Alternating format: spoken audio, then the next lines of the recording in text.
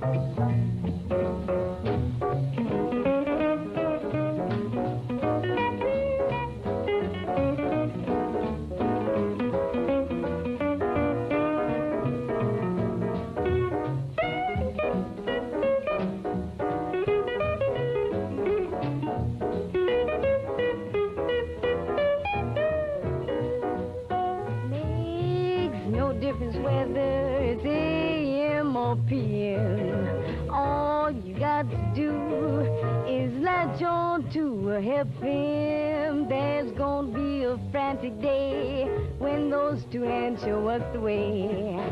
So be on that starting line when it's half past, bonio don't day, half past, bonio half past jump time.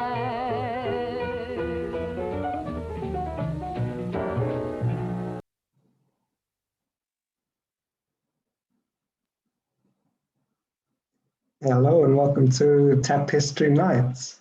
How's everyone doing?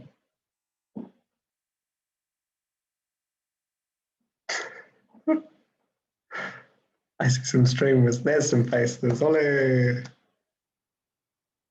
Ah, some outside, some inside. Very nice, very nice.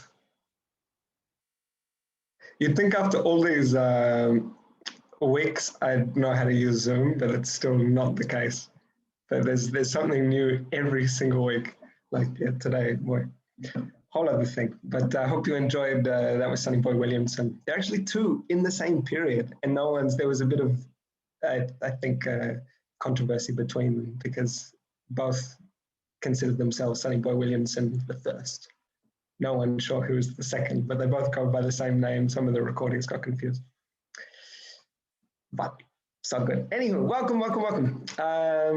This is number 9, and we're going to be talking a little bit about the tap dance renaissance of the 1980s and beyond. And I'm afraid this one may not be so historically accurate, only because I'd have to study considerably more to know anything more to say about this, but I'll try and piece together as much as I can that I've heard from hearsay and stories and from a few different bits and pieces. But really, I think it's going to be a lot of videos tonight because we have some long ones and some ones I really want to share with you guys because I really enjoy them. So first off, let's jump right in with someone who I think was quite important in terms of the tap dance renaissance. And saying this, it was a period in time, probably beginning in the late 1970s, which several women had a huge part to play in this, amongst them Jane Goldberg, Brenda Bufalino, Catherine Kramer, Dianne Walker, Barbara Duffy, to name a few. But at least we'll talk a little bit about Jane Goldberg because she actually began what became the first tap dance festival in the year 1980.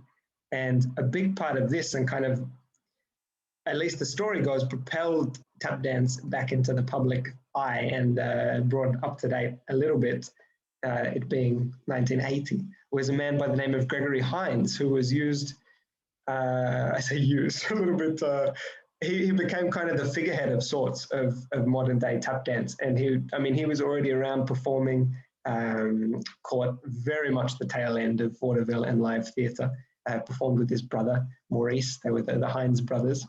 So they were performing for years and years and years. But he also became a little bit famous doing some acting stuff and is in quite a number of films and television series. But he began as a tap dancer and doing tap dance and comedy. And yes, before I say any more, let's have a watch. Gregory Hines. This is, I don't know what year this is from, but it's a tribute. You'll hear him talk a little bit about Teddy Hale, who we've seen dance before. But please enjoy.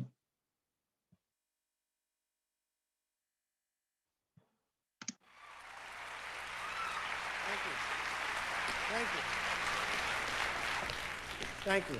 Thank you very much. I saw Teddy Hale when I was about 7 years old.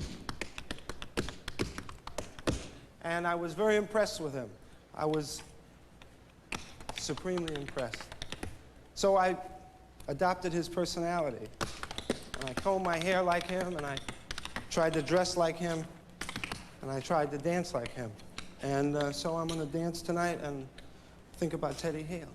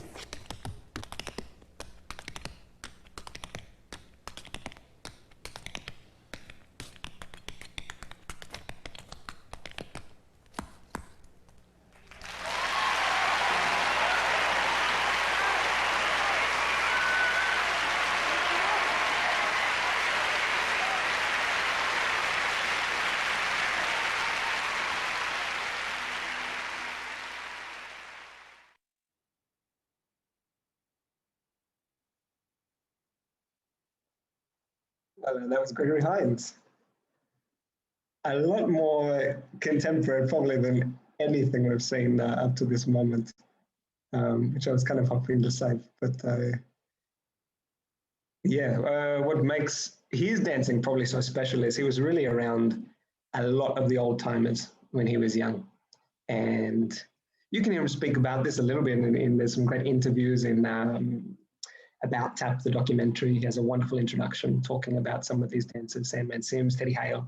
And I think Teddy in particular is someone Gregory looked up to very much, being, as Teddy Hale was famous back in the day for being an improviser, which there were only a handful of tap dancers who approached their work purely through improvisation. Because again, when you were dancing with friends or dancing off stage, of course, it was all improvised and all a jam more often than not. But on stage, people had their routines and it was set, and they do the same thing again and again and again until it was polished and shined and was perfect. But people like Teddy Hale, Baby Lawrence, did it all improvised and were very wonderful at it. Because it's a very particular skill, but I think this is what attracted Gregory Hines in particular, and he coined a term that he called improvography, that gets thrown around a bit these days, but it was his approach to dancing and to thinking whilst dancing, bits and pieces arriving as you dance and finding new maneuvering and negotiating your way between these things that you have inside of you in the spur of the moment. Sometimes it's choreography, sometimes it's improvisation, sometimes it's improvography, something like this. But that's Gregory, and I guess that was probably in early 90s, maybe, late 80s, something like this. But let's watch one other. He's a slightly younger man in this.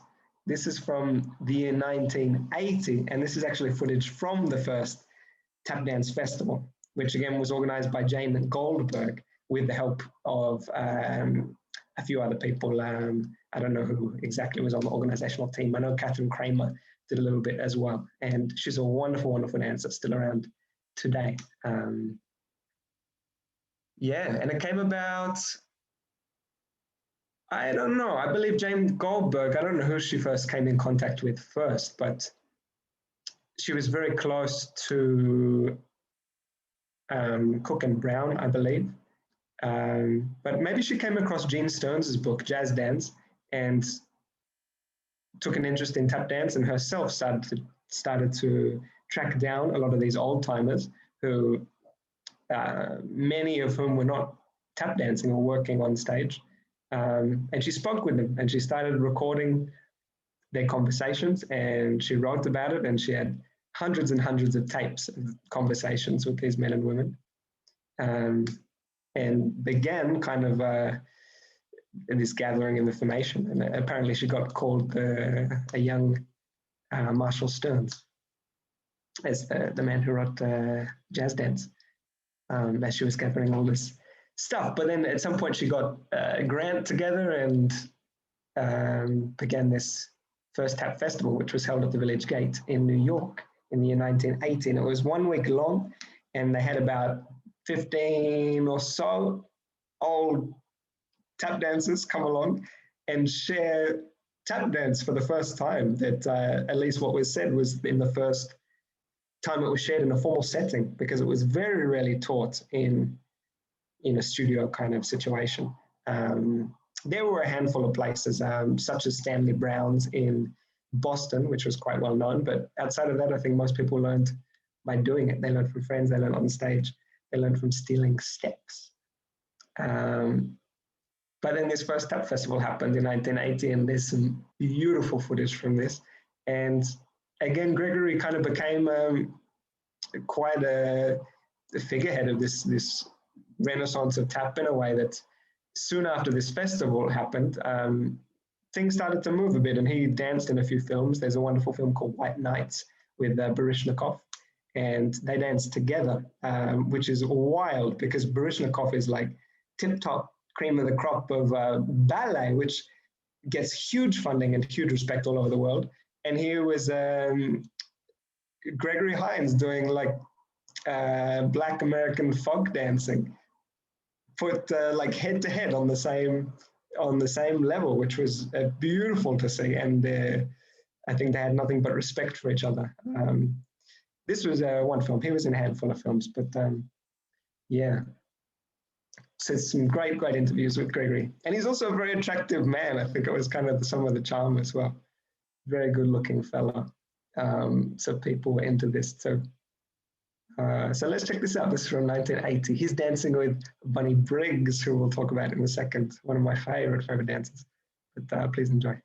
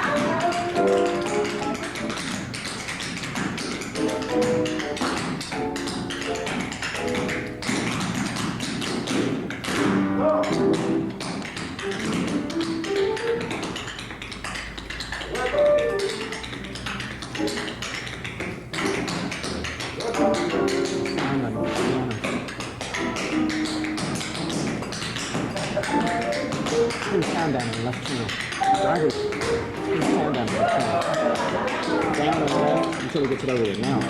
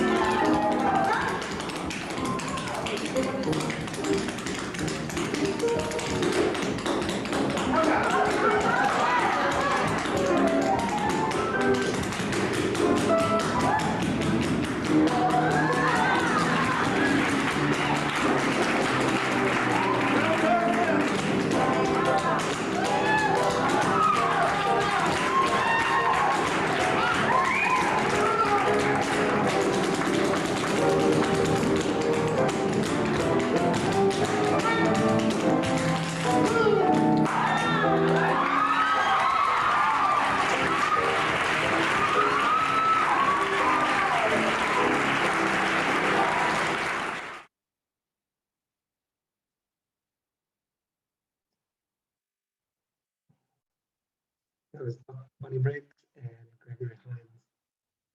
So yeah, this is from the very first tap festival. People kind of gathered around, learning what they could from these guys. It makes me laugh to see him wearing these dark glasses because I've heard that apparently Bunny Briggs would turn up to class sometimes with a glass of red wine in his hand as he was teaching. But he was probably like, I don't know, 70 years old at this point. Who knows? I was very lucky to get to visit him in Las Vegas, which was beautiful. Let's see. But yes, Bunny was working all through the years. Almost wanted to go on tour with Bill Robinson when he was a very small child, but his mother would not let him. I don't know how he got his start, but at a young age, doing a lot of vaudeville stuff, worked all through the years with probably all of the big bands. Headlines, Black and Blue in the early 90s.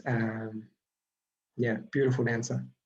So next up, we have a lady by the name of Mable Lee, who was, I believe, the only female dancer to dance with the Hoofers when they premiered their show in the late 70s. And she's had also an incredibly long career and was dancing to like the ripe old age of 97 or something like this. Was Queen of the Soundies, they called her, because she did over 100 of these short little films they used to make in the 30s and 40s.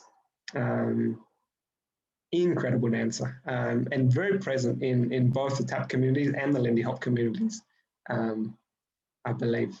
Do you want to speak a little bit about her, Monu, at all? Yeah, sure, real quick.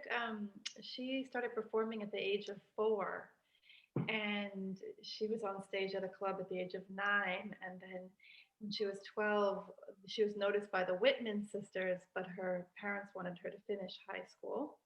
So in 1940, she finally moved to New York and, of course, ended up in the chorus line at the Apollo. And Tommy, you already said she was on Broadway, and she danced in the first USO show. So she was traveling and performing for troops during World War II.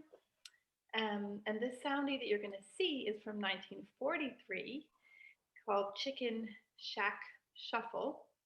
And one of my favorite Mable Lee story, I was sitting at Harangue Dance Camp with one of my dear friends, Avita Arce, and we were listening to the whole talk, and Leonard Westerlund was interviewing her, and it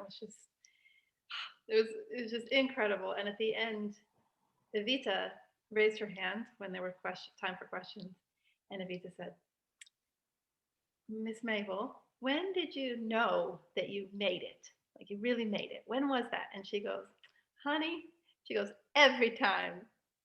And it was, so I thought I'd share that. And yeah, just to be around her, you just felt she was one of those people that growing up in that era, I'm sure it was like that with Bunny. I mean, it's just like this energy and just swagger, and the way she sang Them Their Eyes, and she was just so much character and attitude and swing. So Yeah, she was also a singer. I think that's worth noting. She was on a couple of recordings and of course sang in the Soundies. Yeah, if anyone arrived very, very early, the very first song that happened this evening, this was sung by Mable, this recording. Really miss her. And yes, I was really lucky to get to dance, learn some of her steps and perform, you know, for her, or with it being sets, some choreography set on some of us from time to time. So what a legend. I think you'll really enjoy this. And there's also a couple doing the Lindy Hop, which is a bit of a mystery. I don't know who they are, but to me, when I watch it, they look like they were somebody's cousin that kind of get like roped into it or something, like, hey man, we just, you'll see, especially compared to Whitey's or the real, you know, folks that were really in show business.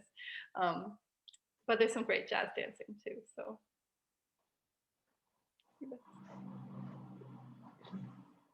Let's do it.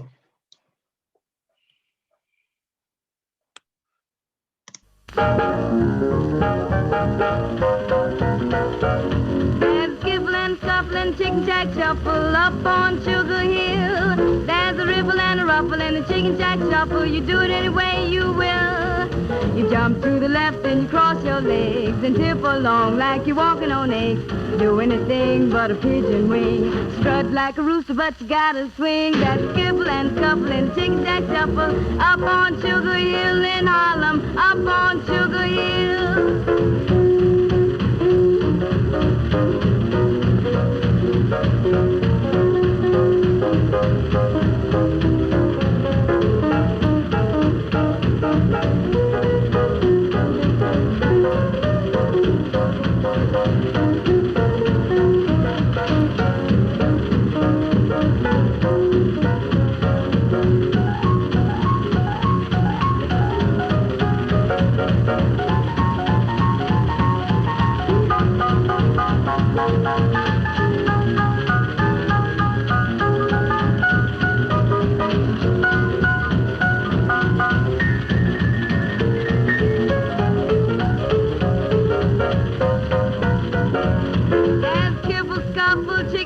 Shuffle up on Sugar Hill. There's a ripple and a ruffle, chicken-jack shuffle. You do it any way you will. You jump to the left and you cross your legs and tip along like you're walking on eggs.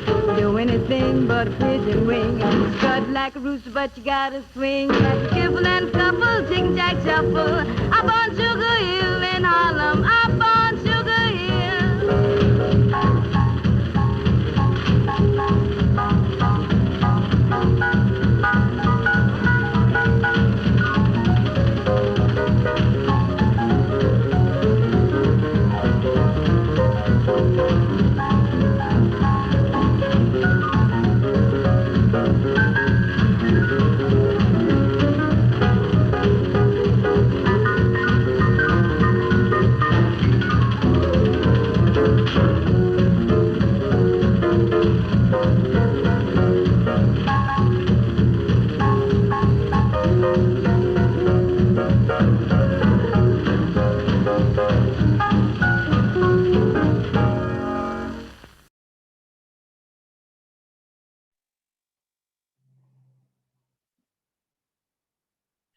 So great.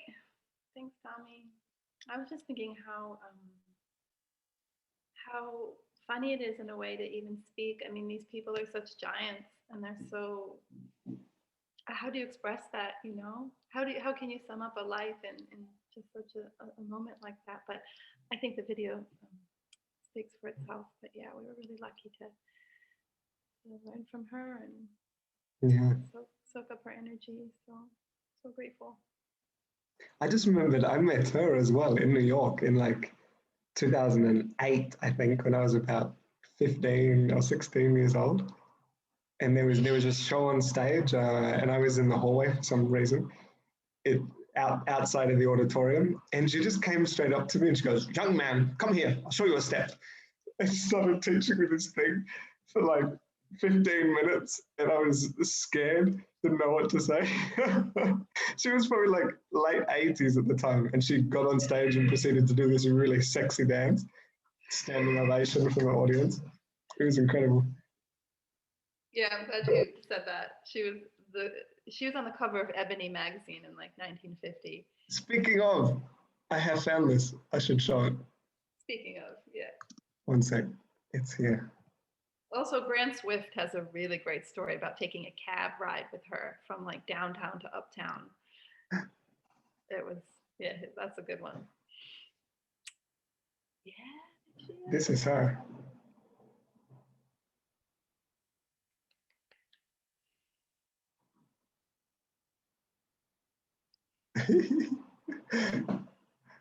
Awesome. Good looking lady. Without a doubt.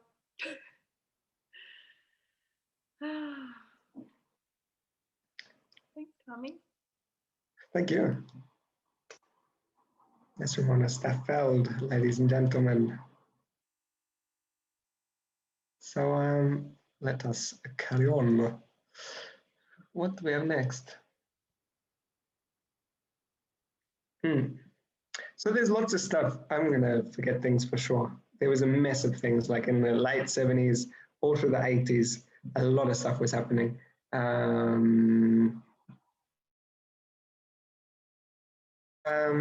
Watch a clip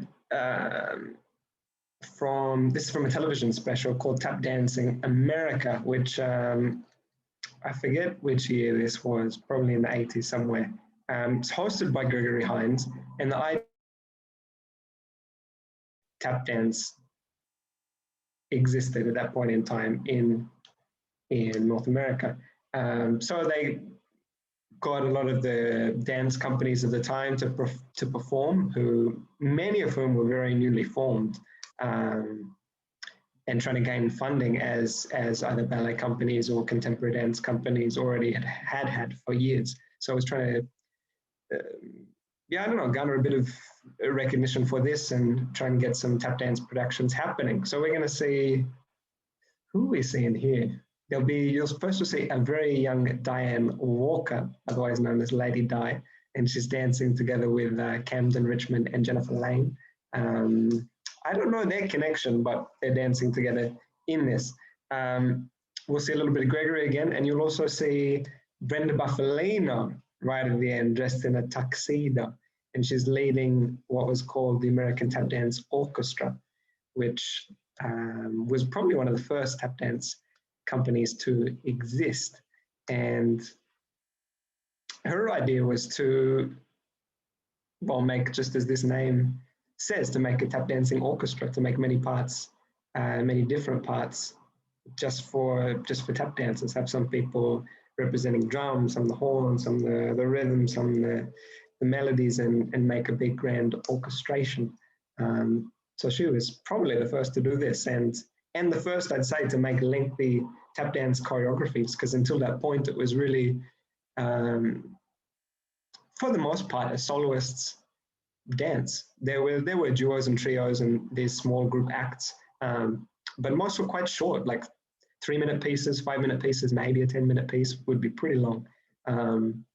Of course, these the old-time entertainers who had their shows, they were made up of many different segments, but the idea of having like a long piece of just tap dancing, this was kind of a new idea.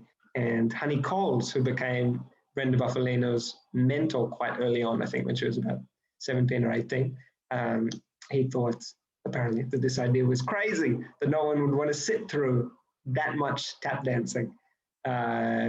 And he knew, because he'd been in show business and had managed at the Apollo Theatre, and he thought people did not want to see this, because it's just not how it was done. Even in the heyday of tap dance, people were versatile and there was a big variety of things. So yeah, it was quite a new idea. But so she started this with the American Tap Dance Orchestra, and also their studio where they'd train and practice later became the American Tap Dance Foundation, which still exists to this day, albeit in a different location. It used to be at a place called Woodpeckers, and maybe Faisal's before that, I don't know so well, but they had a very, very beautiful floor there for years and years and years. And it was one of the first spaces in New York City that was dedicated to tap dance in the 1980s. So lots of things, but so this is from Tap Dance America, and you'll see many of these people who I mentioned dancing. So please enjoy.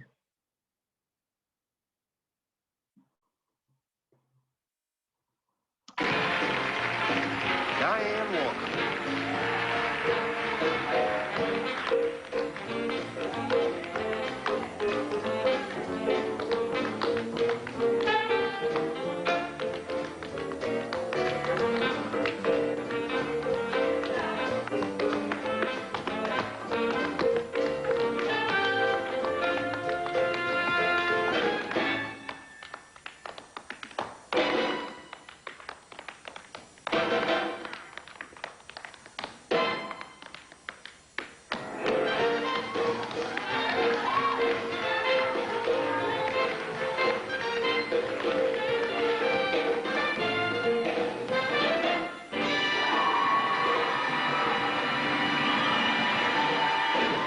I don't believe it.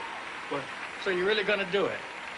Do what? What are you You're talking gonna go out there and dance with them tight taps on your shoes. You got to let them taps breathe. Give me the Samuel, shoes. I I'm can getting fix- ready to go I on. got the thing. I can fix them right away for you, man. I got to go.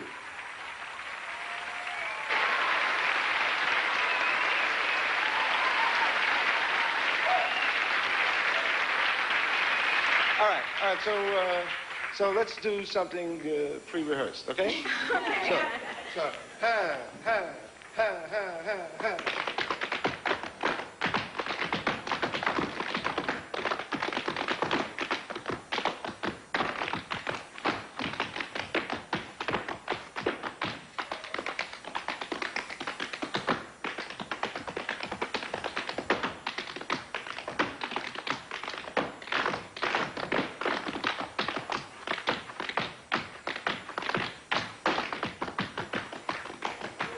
Women!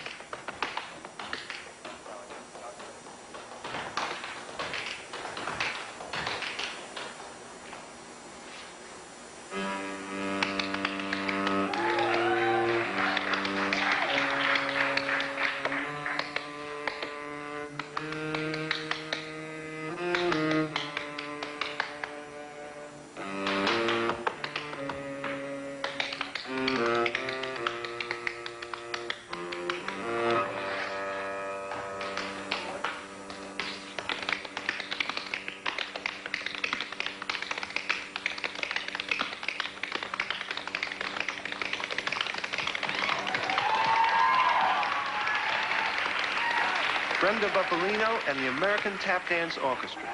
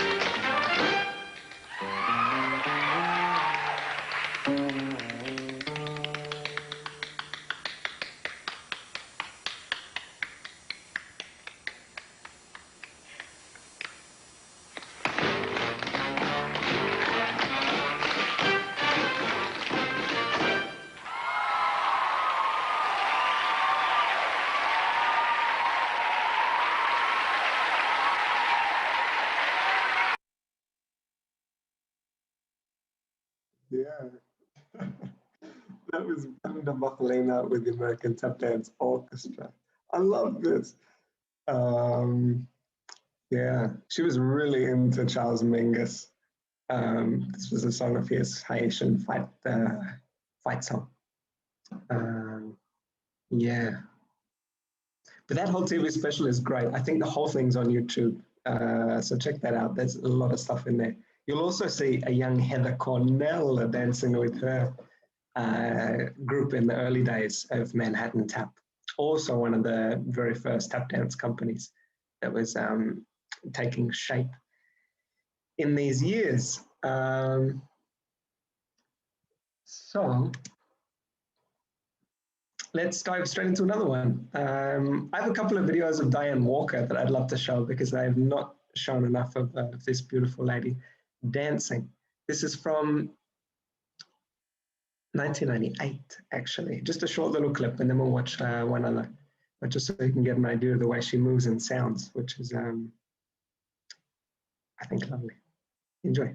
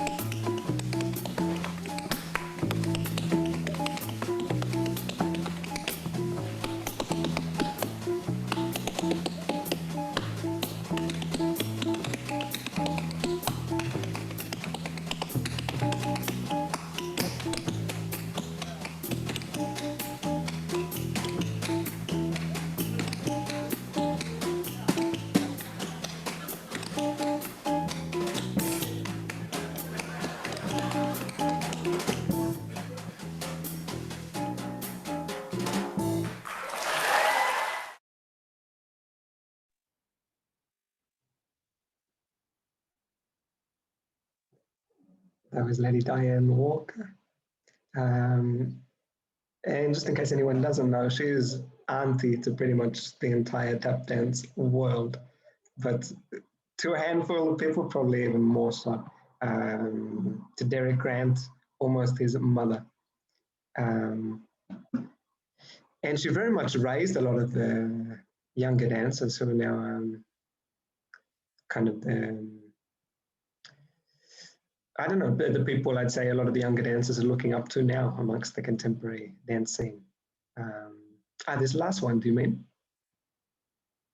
This was, the song was Manha de Carnival, which became Dianne Walker's theme song very often, also known as Black Orpheus from the movie, which is like a Brazilian recreation of a Shakespeare play. Beautiful, beautiful film. And lovely music, but it's from Jacob's Pillow, which is a festival that happens in the States since many years. Yeah, and this was her dancing, Dianne Walker. But yes, in the early days of the tap dance renaissance in the early 80s, when kind of some shows were beginning to happen with the old timers. Certain people were organizing tours and things with these dancers, and Dianne Walker was, I think, instrumental to a lot of this and was around all of this. She worked very closely with Leon Collins, another beautiful dancer, along with two other women, Barbara Duffy, C.B. Hetherington and Pam Raff. I'm confusing people. But Barbara Duffy was also in the mix there. She was actually dancing with the American Tap Dance Orchestra just before. But these women, along with Dianne, were working with Leon Collins. And on these tours with some of the older dancers, Dianne would always ask if she could bring a few young dancers along. And the dancers she brought on occasion with Derek Grant, Domisha Sumbry Edwards, and Savion Glover, and maybe a few more, I don't know so well, but very often these three. So they spent a lot of time around the old timers when they were young dancers. And now they're all grown up and doing their thing. But before you see any more, I found this lovely short interview that may also be from Jacob's Pillow, I'm not sure. But we'll just see Dianne talking about dancing a little bit.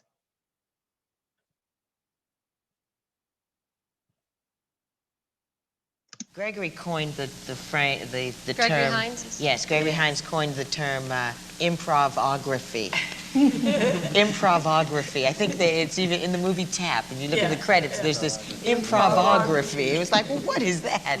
But that kind of defines it in the sense that if you come out, like I come out and I do this number, I do a day in the life of the fool, and I know I'm going to do that number, and there are certain forms that I rivet to, that I'll just go back to, and I know that they're going to appear somewhere in there. I really don't have an idea of how I'm going to do it at all, really. It depends really on the day, or the night before, or the next day, or whatever.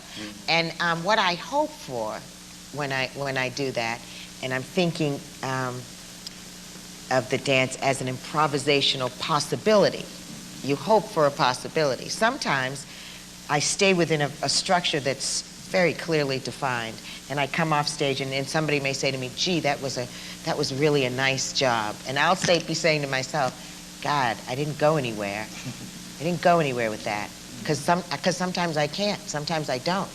But then there are some times, and I've had moments, only moments, and a few moments in my career, just a few, very few, like on one hand,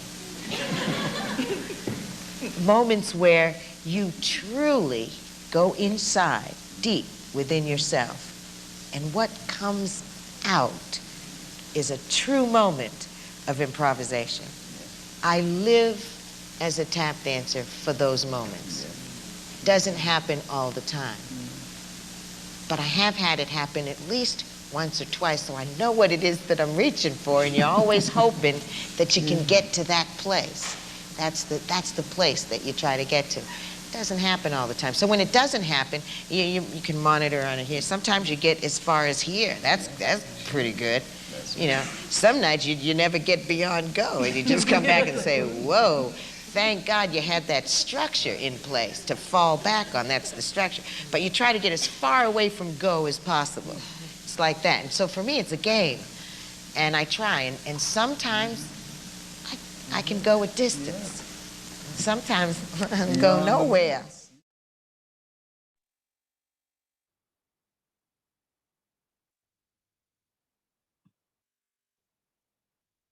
And walk on two moments. You may also notice the young Sam Weber to her left. And also down the end, there was Jimmy Slide, also on that panel. So let's watch one other video of Dianne. This is from 2017. And she's on stage with Domisha Sunbury Edwards and Jason Samuel Smith, two dancers who grew up with Dianne, and they've been around old timers, I'd say, most of their lives. Yeah, this is a beautiful video and very recent. So please enjoy this one.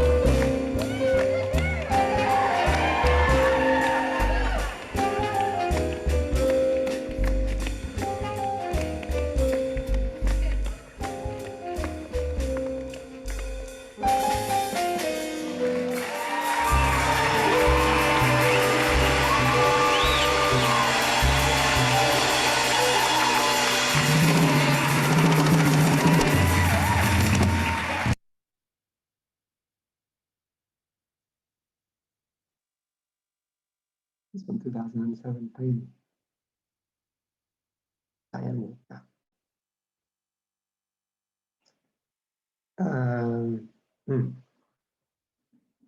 Both Jason Samuels and Domesh Sombre Edwards were in very early casts of Bring in the Noise, Bring in the Funk in the 90s. And they've been all around the festival scene ever since, and kind of really, I think inspired a lot of young dancers to getting on with the tap dance. So yeah, let's watch some more because there's a bunch to get through. This one is from something called Great Tap Reunion. And I know so little about this performance. I'm sure some people do, but this video was pretty much contraband on the tap footage market. And it's still not anywhere. So yes, I hope you enjoy it, but just maybe don't ask me where I got this from. So we're going to see, well, I think they'll introduce all of them, but we'll see Honey Coles dance a little something after this. And they'll do a version of the Coles Stroll, otherwise known as the walk around at the beginning. But this was probably in the 80s, I'd say. Yeah, and it was, by the look of it, always a lovely opportunity when these old timers got to be in the same space and dance together. They seem to love it, which is what made these performances so exciting. So let's check it out.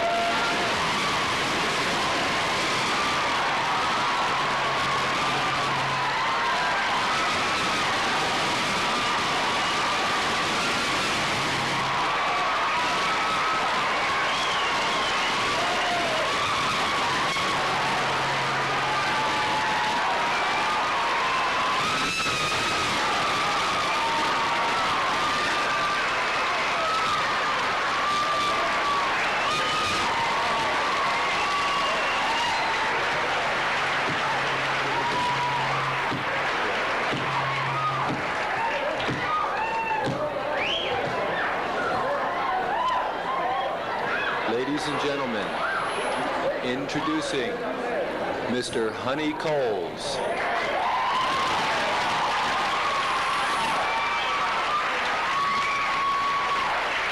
Mr. Gregory Hines.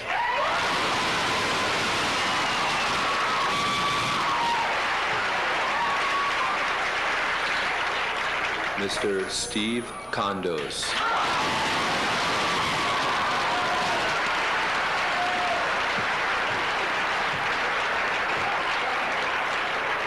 Mr. Eddie Brown.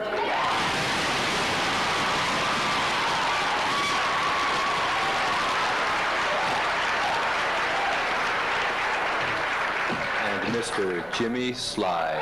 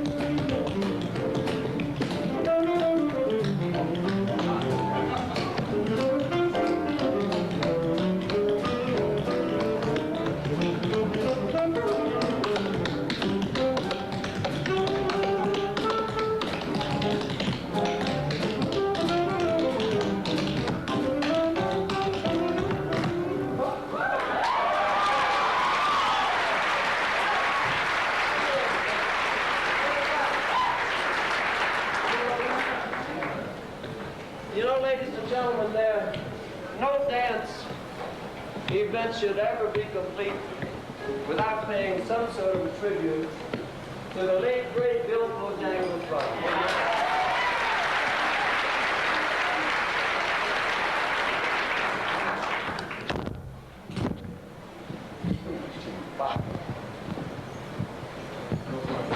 He was not only a great dancer, he was also a great man as far as the public was concerned.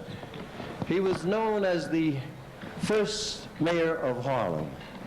And I've done a little thing that I'd like for you to hear. Here we go. The mayor of Harlem was a dancing man who ruled his people with a shoe. When he put on his boots, old trouble would scoot. The people's choice, Bojangles to you. No speech making, just the swing of a band, the ring of a tap so true. It was more than enough when he strutted his stuff, the people's choice, Bojangles to you. His motto of office was on to the stage, and he promised to entertain. He was a modern Caesar, a capering sage. There was nothing his feet couldn't explain. To a swing-sprayed public, he was really grand, knew just what to do. Opposition no chance when he started to dance. People's choice, Bojangles to you.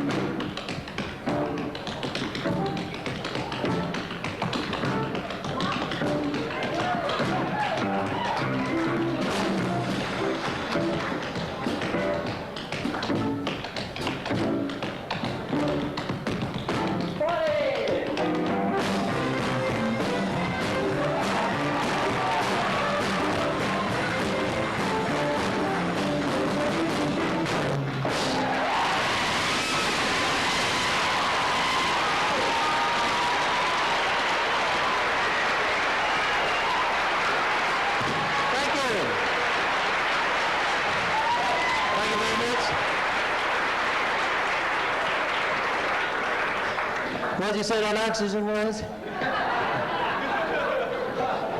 No, seriously, folks, it is my belief, it's my feeling that all people, regardless of race, creed, color, whatever, have it together, a sort of an affinity. And I'd like to experiment with that with you tonight. I want you all to clap your hands in time with me. Okay, here we go.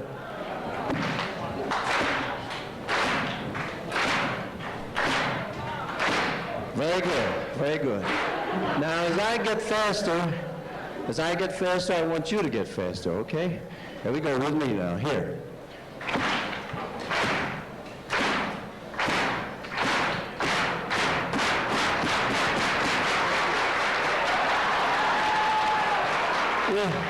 You're a very kind audience. Now,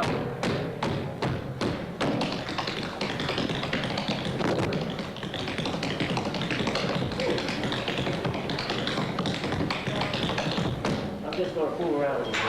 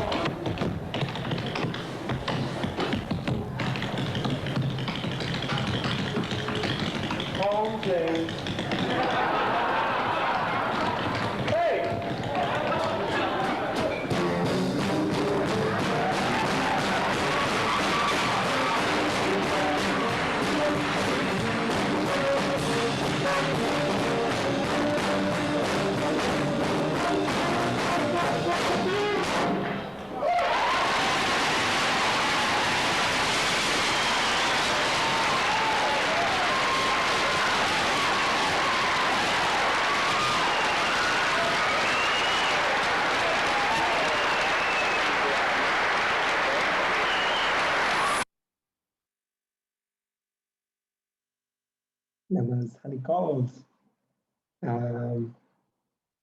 Mhm. What's so impressive to me is a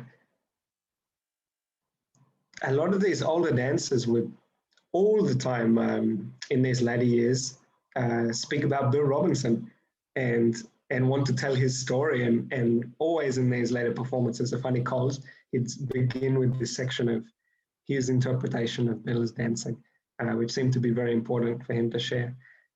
A lot of the Copasetics in particular, but yeah, there's a lot of dancers. I think Bill Robinson impressed a lot of people, and he was greatly respected back in his day, which was long before that, but all of these dancers would have had the chance to see him perform live, I'm sure, countless times.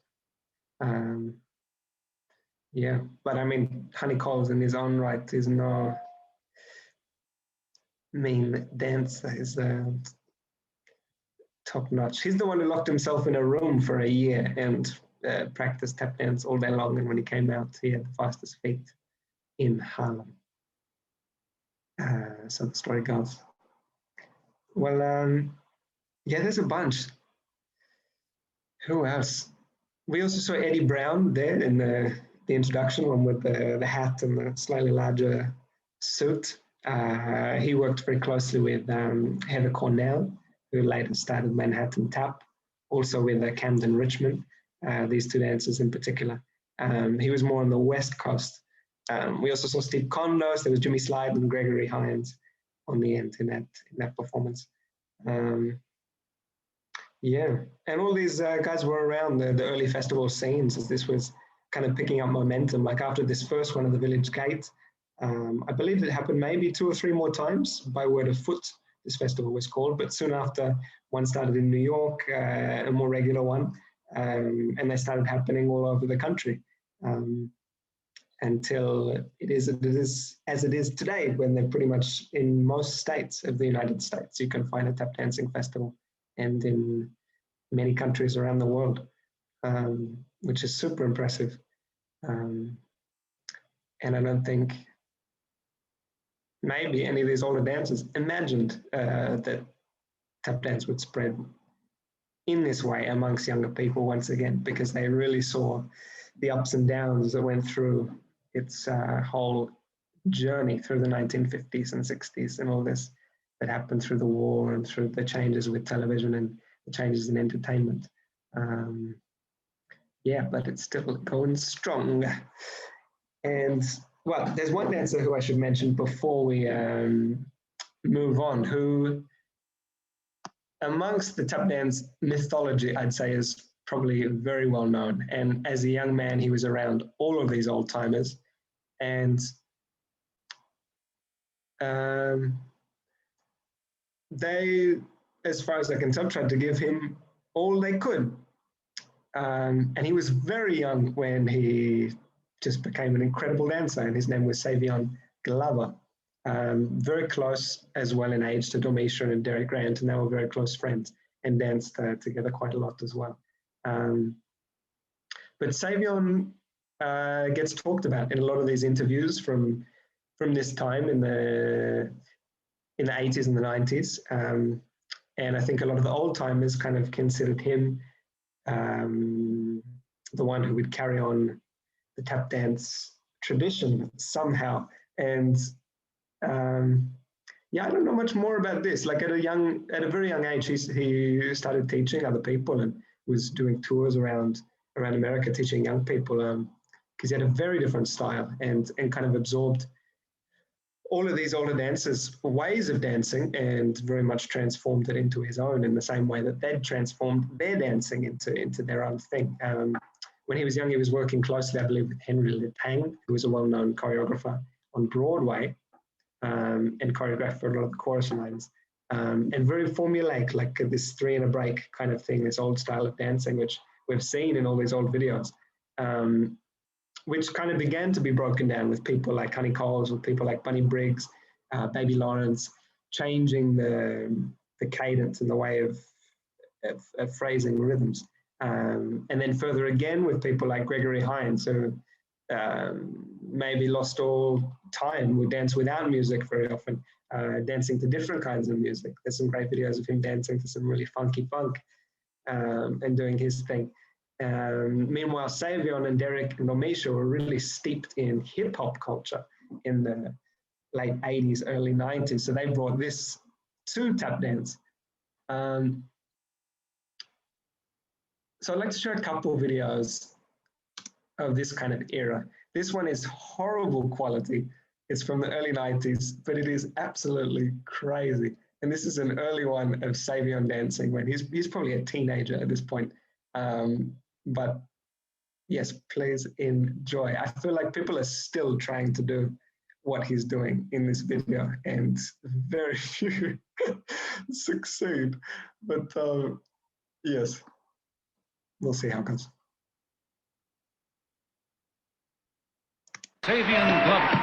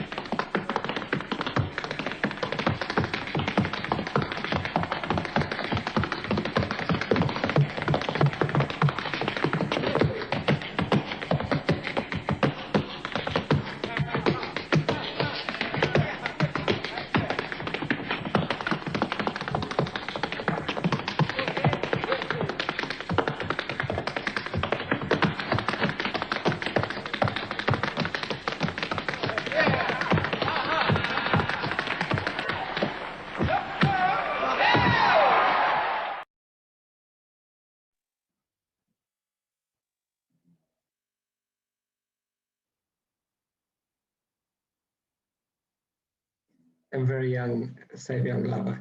And he was dancing like this. I mean, this is early 90s, and he was probably doing that at 16, 17 years old, teaching around the same time, and really changed the tap dance game. And it has never been the same afterwards. I think, yes, soon after that, he started working on also at the time, I should say, he was working very closely with Gregory Hines on quite a few Broadway productions. There was Jelly's Last Jam. There was The Tap Dance Kid, I believe was the first one. There was one other I'm forgetting. Also Black and Blue. He and Domisha were in this earlier. But so they were just around all these older dancers. And sometime soon after this, when he was about 18 years old, he created a show with a group of other people. Derek Grant was also very closely involved. And this was Bringing the Noise, Bringing the Funk, which ran on Broadway for quite a number of years and was hugely successful and really popularized tap dance like nothing else before that. And completely changed the way people were dancing. Heavy show. I wish there was like good footage of this. You can see it in the New York Library, but you have to go in there with a special card, and they give you the videotape and they stream it to your television. But it's like horrible bootleg footage from the top. But yeah, an interesting show. There's a lot of mixed feelings in speaking to, even amongst the old timers, because people such as the Nicholas brothers were a little bit made fun of in the show. Also Bill Robinson, for the way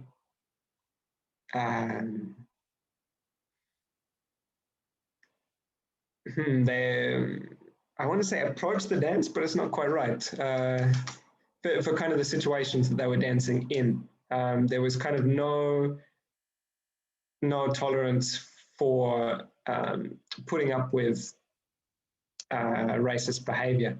And the younger generation of dancers, such as Savion and also in the young black culture at the time, really just did not want to see people like the Nicholas brothers who put on a show for the white man, essentially.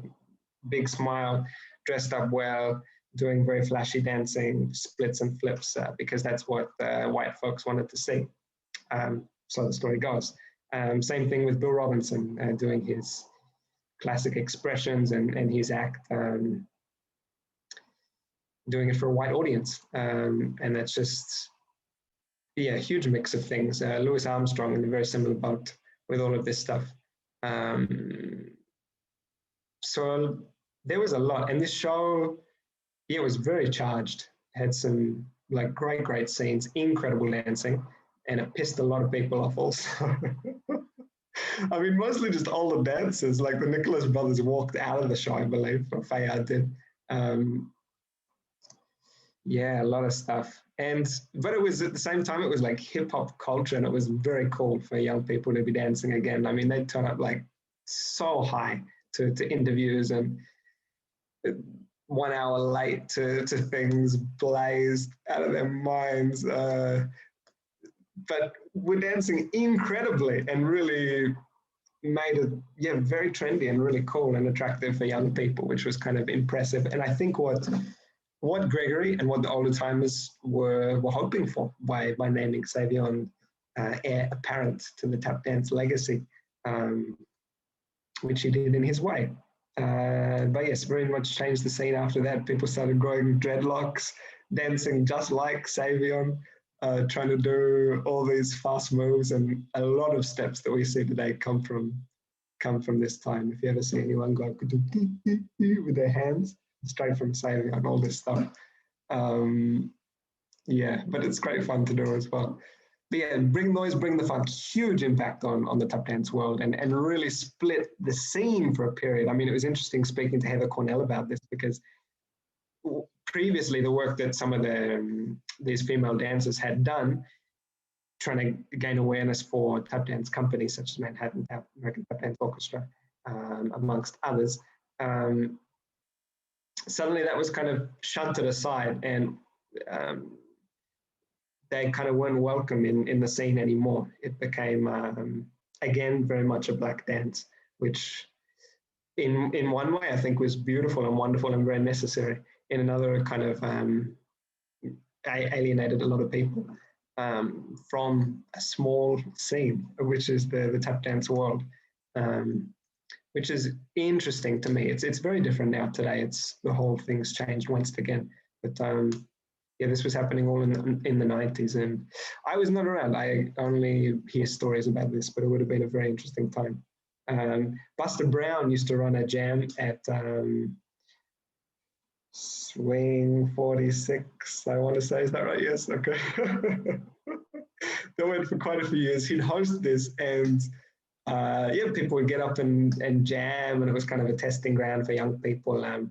But I've heard of a few occasions where Savion would turn up and just dance for like an hour straight without stopping on the stage, and like not look at or speak at anyone, just woodshed and then leave. And people were like afraid to go after that business, what just happened.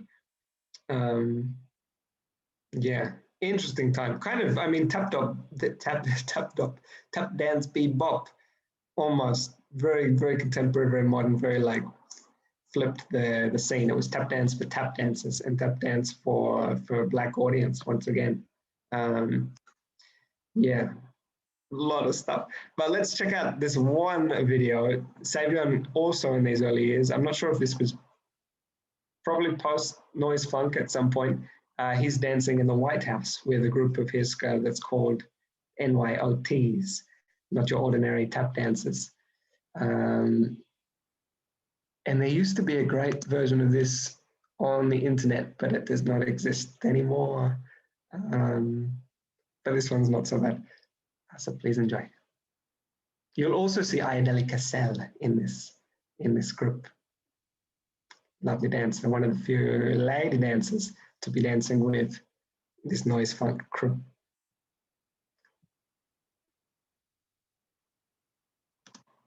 Nowhere is this more apparent than in the aggressive, expressive flow of American dance.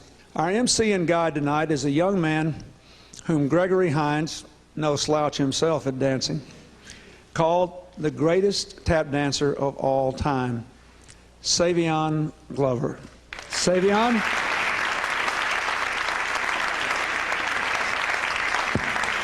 Take it away. Thank you.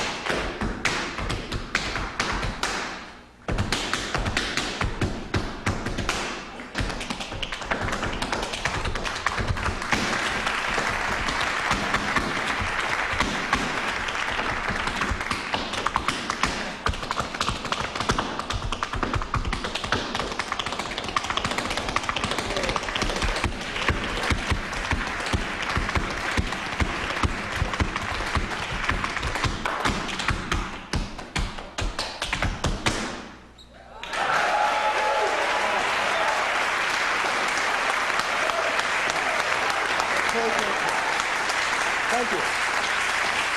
Thank you. Thank you. Cool. Thank you. Thank you, President and Mrs. Clinton, for inviting us to the White House to share our dances with you.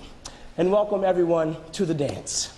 On behalf of all the performers here tonight, we thank the White House for giving dance an honored place alongside all the wonderful arts this country has inspired. For 200 years, presidents, cabinet members, diplomats, and world leaders have walked the halls of the White House. Tonight, however, these dancers will stomp and slide, tap and twirl, jig, jive, and jam. Tap is my hometown. My biggest influence has been the great dancers who raised me, took me under their wings, taught me everything I know, allowed me to imitate them until I had my own style and my own, encouraged me, Gregory Hines, Jimmy Slide, and others. Show me that yes, tap is joyful, it's fun, but it can make you very happy. It is also a serious discipline and can express lots of feelings and thoughts, some thoughtful, some exuberant. And what I received, I love giving back. I love to teach and to work with youngsters, and since the tap tradition was almost lost, I felt it was my responsibility to keep passing it along. And so I formed my own group. And we have, on tenor taps, we have Omar Edwards. known to the tap world as Cutty. Yes? And then we have, on alto tap, my brother, Abron Glover.